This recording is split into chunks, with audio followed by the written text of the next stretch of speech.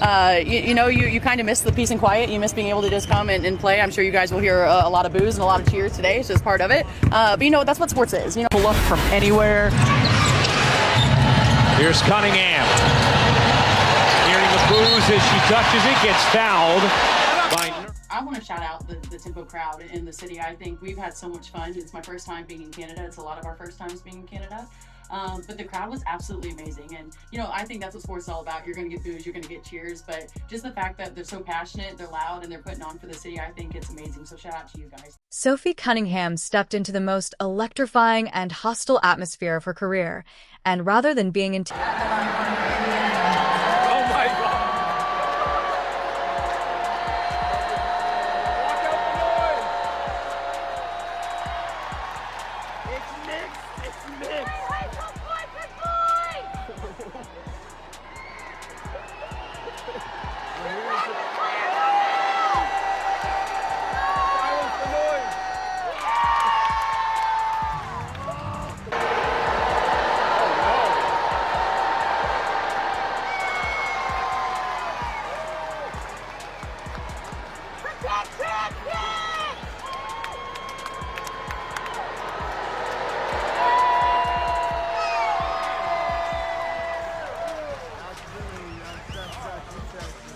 That's the reaction she heard the second time around. An even louder wave of boos pouring from every corner of Scotiabank Arena the instant her name echoed through the loudspeakers. For most players, that kind of response would be unsettling. It would create tension, spark confusion. Oh, wah. Sophie burned them to the ground with some clutch three-pointers.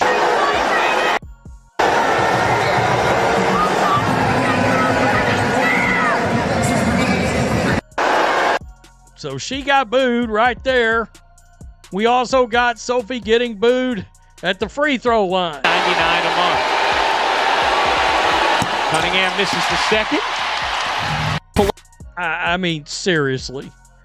You got fans booing Sophie Cunningham because she supports women in sports at a women's basketball game. That's one of the more absurd things, but it's Canada. I mean, it's... Sophie didn't do any of that. She made her way to the scorer's table as if it were just another routine night, calmly removing her warm-up gear and preparing to do exactly what she came to do: play basketball. There was no hesitation, no emotional reaction, and no attempt to figure out who in the crowd was fueling the hostility. She remained completely focused on the task ahead, treating the situation like any other game. While the atmosphere inside the arena made it clear that many fans were against her, Cunningham refused to let the noise become a distraction, carrying herself with the composure and confidence of a player determined to handle business, no matter the circumstances. Getting booed as she checks in to the game.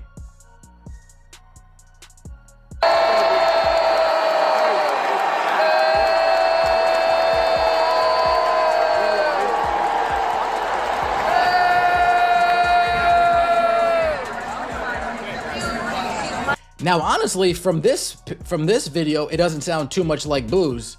Well, you can hear the person holding the phone boo, but it sounds a little bit 50-50. However, during the actual gameplay, you really hear it rain down. Pull up from anywhere.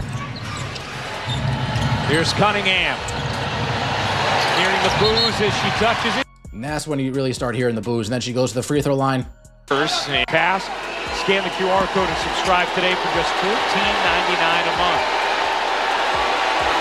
Cunningham misses the second. But the good thing about Sophie Cunningham, she doesn't give a damn about your boos. Because you know what she's going to do? She's going to come out and she's going to shove it right up. She's going to stick it where the sun don't. It's important to remember that this wasn't a small crowd in a minor venue.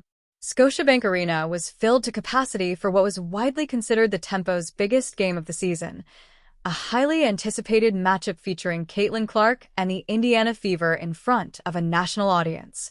Throughout the night, a significant portion of those fans directed their attention and energy toward one particular player coming off the bench.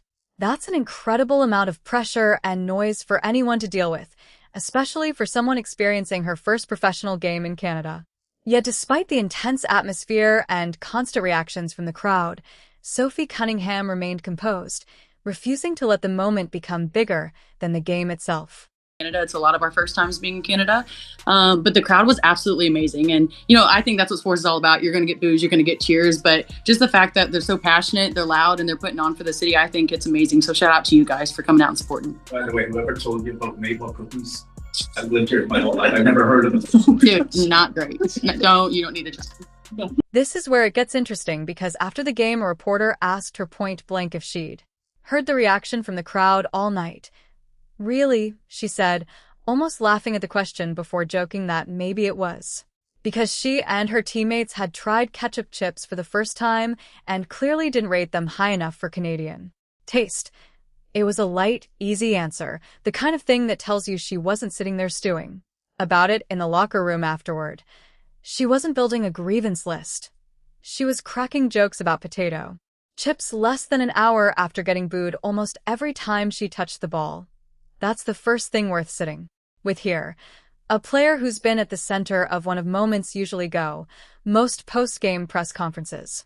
After a night like that turn into some version of damage control, either the player downplaying how much it bothered them or a team spokesperson quietly steering questions away from the topic entirely.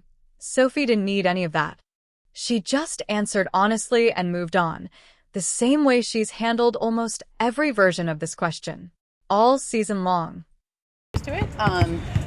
You kind of miss the peace and quiet. You miss being able to just come and play. I'm sure you guys will hear a lot of boos and a lot of cheers today. It's just part of it. But that's what sports is. I take it. I'm very blessed to be in the position I'm in. I think that's what sports is. The rivalries, the competitiveness. A lot of people shy away from that. I think that's what it's all about. Like that's the fun. That's when you're out here competing and you're hearing all that. That's what you're going to remember. And so my life maybe has changed a little bit. Can't really go anywhere without anyone really. I don't want to say bothering, because I think that a lot of people are so friendly and they want to meet you. But you just have to keep your head on a swivel too, depending on where you're at. And I'm blessed to be on the platform. And then she said the part that actually matters. I will tell you, I want to shout out the Tempo crowd in the city. I think we've had so much fun. It's my first time being in Canada. It's a lot of our first times being in Canada. The crowd was absolutely amazing, and I think that's what sports is all about. You're going to get boos. You're going to get cheers. Read that again slowly, because it's not a throwaway line. She wasn't asked to say something nice. Nobody forced her hand. She looked at a building full of people who spent an entire night jeering her, and she chose to compliment them instead of complain about them. Think about how rare that actually is in professional sports right now, where the instinct for almost everyone, fans and players alike, is to frame a hostile crowd as a problem that needs fixing. Sophie flipped that completely. She treated the noise as proof that people cared enough to show up loud, which, if you strip away the politics of why they were booing her in the first place, is honestly just a compliment to how big the moment felt. She's basically saying the quiet part out loud that a lot of athletes believe privately but rarely admit on camera. A dead building is worse than a loud one, even when the loud one is loud because of you. Bang. Here she is, creating her own shot. Mike Chantal instead of an ice cream. Sophie Cunningham, 3 feet behind the line. Bang. Sophie Cunningham on the run with Ty Harris. Trailing the play. Catch. Wide open three. Bang. Sophie Cunningham. Hey, you want to boo Sophie? She's not one of these players that folds under pressure. Hashtag I said what I said. She's not going to fold under pressure. She's going to stick her chest out and go like this after she hits a three on your home court. She didn't just ignore the noise. She answered it with her performance. Cunningham finished with 13 points, shooting 3 of 4 from the field and a flawless 3 of 3 from beyond the arc. Much of that production came right in front of the same fans who had been booing her throughout the night. With every shot that found the bottom of the net, the atmosphere seemed to shift. The boos softened, the conversations in the stands grew louder, and the crowd was forced to acknowledge what was happening on the floor. That's what occurs when a player refuses to let outside distractions dictate the way they play. Cunningham never looked rattled or pressured into taking bad shots. If anything, she appeared even more relaxed and confident than usual. While she may not be the biggest name on a Fever roster that includes Caitlin Clark, she has built her reputation on embracing difficult situations and thriving when emotions run high. She's the type of player who dives for loose balls,